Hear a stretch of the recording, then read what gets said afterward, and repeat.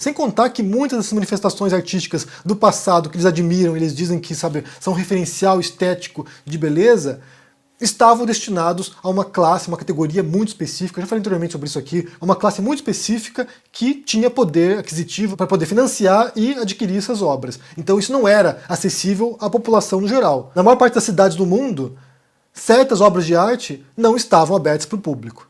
Então, assim, eles estão falando de um tipo de produção artística que sempre esteve destinada, ou geralmente esteve destinada, a uma elite financeira, intelectual e cultural, que não estava acessível à população no geral. E esse é o modelo reacionário que eles defendem. É um modelo elitista, do passado.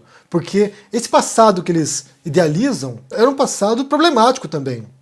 A gente tem que pensar, por exemplo, né, falando das cidades do passado, que elas eram imundas, elas eram repugnantes, eram esgotos a céu aberto. A cidade medieval, pra você ter uma noção, a pessoa ia lá fazer cocô e xixi num pinico e ela jogava pra fora pela janela de casa os seus dejetos e caía na rua, na porta da casa dela. As cidades medievais, as cidades do passado eram repugnantes, eram nojentas. Não era um ideal estético, harmônico, eram locais repugnantes. Eu estou lendo esse livro aqui, bem interessante, A Capital da Solidão, do Roberto Pompeu de Toledo, que conta a história de São Paulo, a cidade de São Paulo. E aqui ele mostra como durante séculos a cidade de São Paulo era uma cidade miserável, suja e abandonada. Não há um ideal do passado a ser reverenciado. As cidades antigas, por exemplo, Paris, Londres, eram repugnantes, eram cidades nojentas. Não tinha esgoto, era tudo a céu aberto.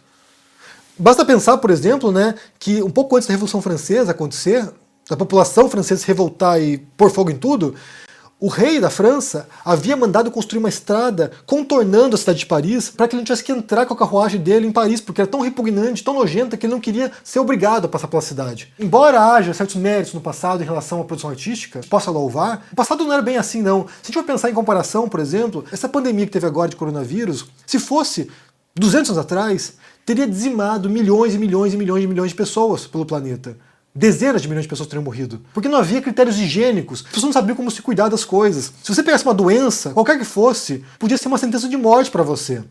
As pessoas morriam igual mosca por causa de questões higiênicas. Se você for no cemitério medieval, por exemplo, você vai perceber, vai constatar um padrão ali, que existem inúmeras tumbas de criança. Porque as crianças morriam com 2, 3 anos de idade. Uma família tinha 10 filhos, 7 morriam antes da idade adulta. Então, assim, não há muito o que idealizar no passado.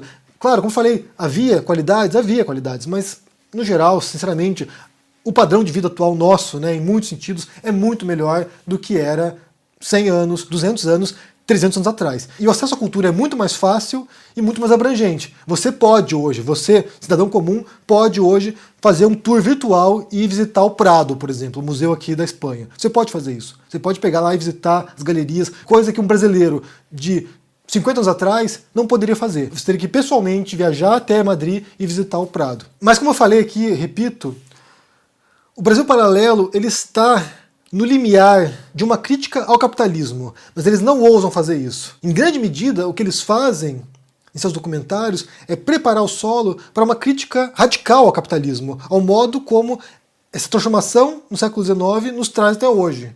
Mas eles não fazem isso. Eles têm medo de fazer isso, aparentemente. E daí eles querem atribuir isso a uma crise da fé das pessoas, a uma, sabe, perda de relação com a divindade, com a transcendência, a uma degeneração moral, inclusive. Mas como eu já falei no começo aqui, quem viu um dos documentários deles, viu todos, porque a tese é a mesma, o que eles defendem é a mesma coisa, e no final das contas é uma mensagem profundamente reacionária, de um retorno ao mundo que não vai voltar, não vai voltar.